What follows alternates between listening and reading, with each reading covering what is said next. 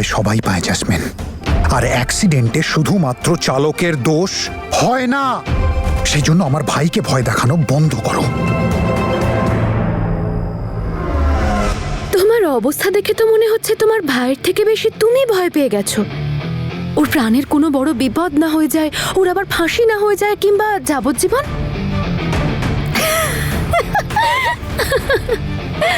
দেখো তো একবার নিজেকে, কে এসেছে, আমার হবু স্বামী। যদিও আমার তোমাকে ভাবে দেখে খুব ভালো লাগছে যে তুমি আমার সঙ্গে দেখা করতে এলে। জানো, তুমি না সেই পুরনো দিনের কথা মনে করিয়ে দিলে, যে কিভাবে আমার বীর দৌড়ে দৌড়ে আমার সঙ্গে দেখা করতে আসতো। ওর দিনটা তো আমাকে দিয়েই শুরু হতো আর আমাকে দিয়েই শেষ হতো। সেই বীর শেষ হয়ে গেছে, আর তুমি যেটা করেছো না, তারপরে মন চাইছে তোমাকেও শেষ করে দিই।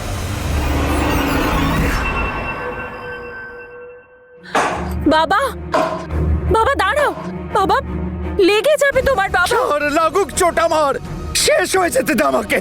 বাবা এইসব কথা তুমি কেন বলছো এখন? অন্তত তুমি তো একটু বোঝো।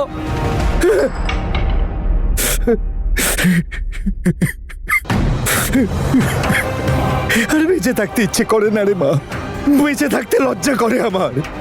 যখন নিজের মেয়েকে দেখি আমিও এইসব কাজ করছে, তখন আয়নার সামনে দাঁড়াতে পারি না আমি। কেমন বাপ আমি। ভাব এবার, যদি বীরের সাথে জ্যাসমিনের বিয়ে হয়ে যায় না, আর ওই পরিবারে থাকতে শুরু করে, আর ওই বাড়ির অর্ধেক মালিকানা নিয়ে, তাহলে তাহলে কি অবস্থা হবে ওদের? ওদেরকে একদম শেষ করে ফেলবে ও। কি করবো আমি? বাবা তুমি থাকা না থাকায় ওকে আটকানো যাবে না। যদি ওকে আটকাতেই চাও তাহলে একটু ভেবে চিনতে চলো। যদি তুমি ওদের সত্যিই বাঁচাতে চাও তাহলে প্লিজ আমাদের কিছু একটা করতে হবে ওদের জন্য। শেষ করে ফেলতে চাও তুমি আমায়? না, শেষ করে ফেলো। জ্যাসমিন, কি করছো? তোমাকে তোমার ক্ষমতাটা দেখিয়ে দিচ্ছি।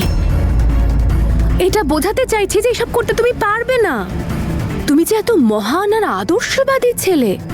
তুমি যেটা করেছো না, অমৃতের কিছু হয়ে যেতে পারতো। ড্যামেট!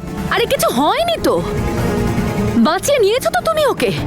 এবার আমার একটা কথা শোনো মিস্টার বীর সিং, এইবার তো তুমি তোমার ভাইকে বাঁচিয়ে নিয়েছো, কিন্তু যদি আমার শর্ত না মানা হয় তাহলে আমি কিন্তু ওকে বাঁচতে দেব না।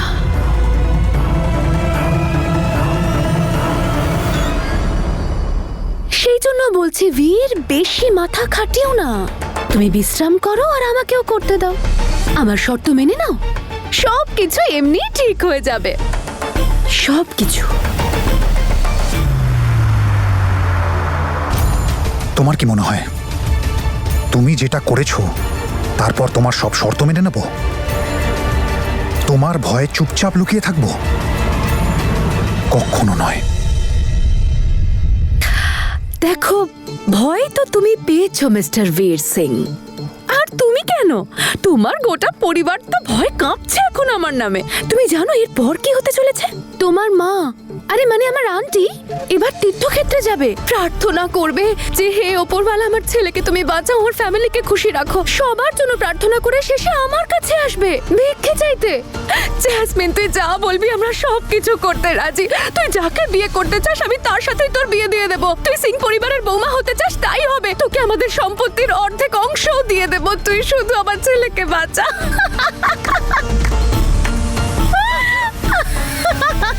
ভবিষ্যৎবাণী করার খুব শখ হয়েছে না তোমার? তোমায় আমি বলছি কাল কি হতে চলেছে।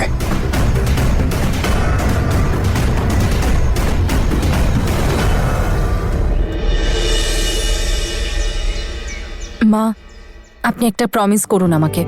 এবার আপনি একদম কাঁদবেন না, মনে সাহস রাখবেন, আর একদম টেনশন করবেন না। কোনো না কোনো উপায় নিশ্চয়ই বের করা হবে। আসছি আমি এবার। তনু, একবার বাবার সাথে কথা বলো। এক্ষুনি লয়ারের সাথে কথা বলে এসেছে, নিচের ঘরেই আছে। লয়ার কিছু করতে পারবে না। বাবা, তুমি চিন্তা করো না, আমি ভেবে নিয়েছি কি করতে হবে। জ্যাসমিনকে বিয়ে করবি? না,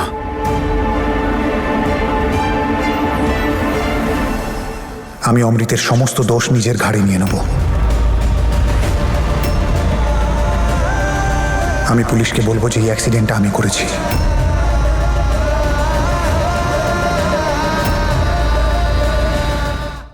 তোর মাথা ঠিক আছে তো? এটা কোনো সমাধান হলো? অমৃত আর তুই আমার প্রাণের থেকেও প্রিয়। একজনকে বাঁচানোর জন্য আমি অন্যকে হারাবো? এটা সম্ভব নয়। বাবা, অমৃত অনেকটা ছোট, কিচ্ছু বোঝে না, সেই জন্য এই সিচুয়েশনকে ভয় পাচ্ছে। আর জ্যাসমিন ওর এই উইকনেসটারই সুযোগ নিচ্ছে। বাবা, ও এই জিনিসটার সুযোগ নিয়ে সবার উপর প্রেশার ক্রিয়েট করবে। ও না কোনোদিনও অমৃতকে শান্তিতে থাকতে দেবে, আর না আমাদের কোনোদিনও থাকতে দেবে। আর তোমার কি মনে হয় বাবা, যে জ্যাসমিন সেই অ্যাক্সিডেন্টের জায়গায় কি করে পৌঁছলো? 100% এটা অমৃতকে ফাঁসাবার চেষ্টা। বাবা প্লিজ, প্লিজ আমাকে এটা করতে দাও, অমৃতের জন্য, আমাদের পরিবারের জন্য, আমাদের ফ্যামিলির জন্য। প্লিজ বাবা, বাবা প্লিজ আমার কথাটা শোনো বাবা, প্লিজ আমাকে এটা করতে দাও। ওঠ। এটা কি করে মানবো আমি? কে জানে কত বছরের জন্য তোর জেল হয়ে যাবে।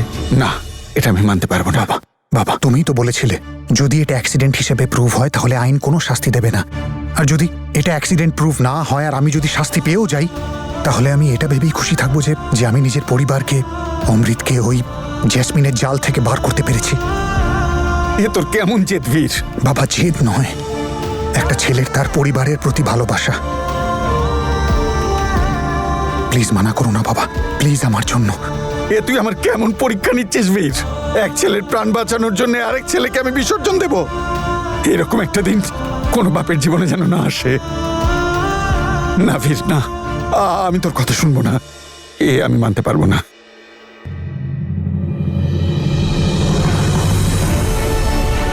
বাবা আমি এই বাড়ির সন্তান, আর সন্তানের দায়িত্ব নিজের পরিবারকে খুশি রাখা, তাকে রক্ষা করা।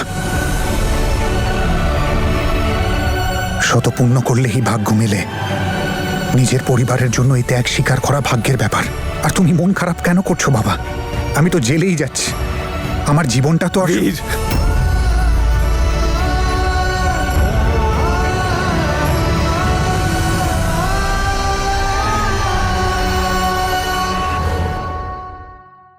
আমি দীপ সিং নিজে শেষ হয়ে যাব, তবু নিজের বাচ্চাদের গায়ে আঁচ লাগতে দেব না। আমি অনেক বড় উকিল ধরবো, আর আমি এটা প্রমাণ করে ছাড়বো যে এটা একটা অ্যাক্সিডেন্ট ছিল, আর যে মারা গেছে তার পরিবারের কাছে ক্ষমা চেয়ে নেব, তার পরিবারের দায়িত্ব নেব আমি। কিন্তু আমার সন্তানদের মাথায় অপরাধীর কলঙ্ক লাগতে দেব না। আমি জানি আমার সন্তান কোনো অপরাধ করেনি। তাহলে বাবা আমাকে প্রমিস করো যে এই কথাটা শুধু তোমার আর আমার মাঝে থাকবে। তুমি কাউকে কিচ্ছু বলবে না এই ব্যাপারে। যদি কেউ জেনে যায় তাহলে আমাকে এটা করতে দেবে না। প্লিজ আমাকে প্রমিস করো, প্লিজ। আজ আমার বিশ্বাস হলো যে আমার বীরকে আমি আবার ফিরে পেয়েছি।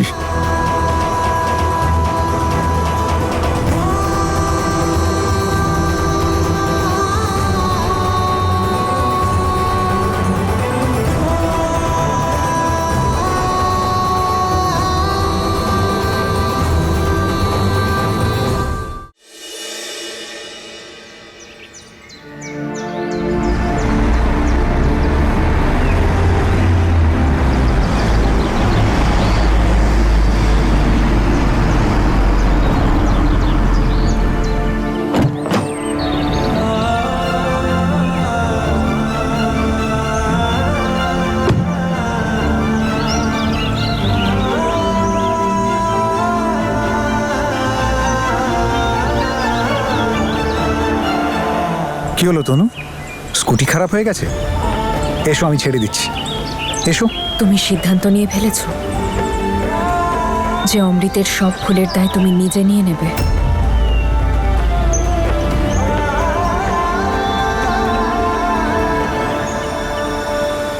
অমৃতের সাথে দেখা করতে যখন গেছিলাম তখন তোমার আর বাবার কথা শুনেছি।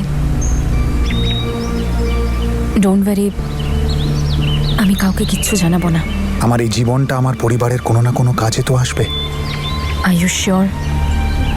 আর অন্য কোনো উপায় নেই? তনু আমি তো আর কোনো রাস্তা খুঁজে পাচ্ছি না। এর ফলে অমৃত নির্দোষ হয়ে যাবে, আর জ্যাসমিনও কারোর কিচ্ছু করতে পারবে না। তাহলে ওর সামনে নিজের হার মেনে নিলে? না তনু, আমি বরং ওকে এটা বলছি যে যেমনটা ও চায় তেমনটা কখনো হবে না, স্পেশালি তখন যখন ব্যাপারটা আমার পরিবারের। খুব কঠিন হবে সেটা বীর। নিজের পরিবারকেও তো কষ্টে দেখাটা বড় মুশকিল, তনু। আর যখন তাদের কষ্টের মূলটা আমি, এই গিল্টের থেকে মুশকিল আর কি হতে পারে? শুধু এটা ভেবেই খারাপ লাগছে, আমি যেটা তোমার সাথে করেছি সেই ক্ষমার জার্নিটা অপূর্ণ থেকে যাবে। আমি ভেবেছিলাম যখনই আমি তোমার ক্ষমা পেয়ে যাব আমি সব ঠিক করে দেব, তোমার আশেপাশে দুঃখের ছায়াটাও পড়তে দেব না। আমাকে ক্ষমা করে দিও তনু। তোমার মুখে সব সময় হাসি ফোটানোর আমার প্রমিস পূর্ণ করতে পারলাম না।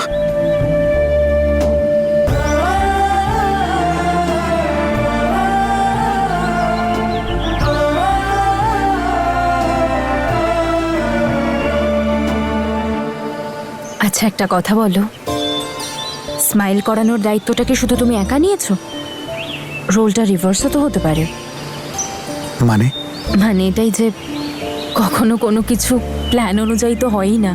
মনে আছে তোমার কলেজে যেদিন তুমি একটা দারুণ কবিতা নিয়ে চিঠি লিখেছিলে, লাভ লেটার লিখেছিলে জ্যাসমিনের জন্য, আর এসে পড়েছিল আমার কাছে। ওই পিঙ্ক ড্রেস পরা মেয়েটাকে দেখছিস? ওকে এটা দিয়ে আয়। কে দিয়েছে? উনি। তুমি কলেজে পড়তে আসো না এইসব করতে? আচ্ছা ওইটা। আর কি যেন লিখেছিলে তুমি? ভালোবাসার গরল কেউ বুঝে পান করে, প্রেমের বাঁধনে কেউ বুঝে বাঁধা পড়ে, সৌন্দর্যেই যদি ভেসে যায় এই মন, প্রেমের সাগরে তাহলে ভাসবে কি করে? তোমার এখনো মনে আছে?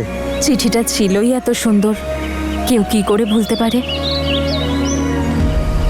তবে এই সুন্দর চিঠিটা কোথা থেকে নকল করেছিলে?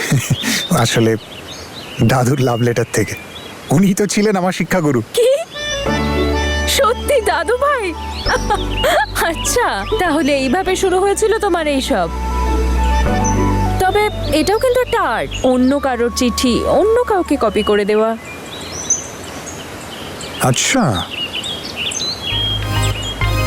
তাছাড়া কেউ তো একজন কারুর মুখে লাস্সি ছুঁড়ে মেরেছিল। তবে আর্ট তো তাহলে কাউকে লিফট দেওয়াও, আর তাও তখন যখন বাইকে তেলই নেই। আর তুমি যদি তোমার এই মুখটা আমাকে দেখাও না, আমার যে খারাপ আরে কেউ তুমি হবে ম্যাডাম, না। ওটা তুমিও জানো আমার দোষ ছিল না, কিন্তু দোষটা অমৃতের, যে আমার বাইকে নিজের গার্লফ্রেন্ডসদের ঘোরাতো, পেট্রোল ও খালি করতো আর বকাটা আমায় খেতে হলো খেপির কাছে।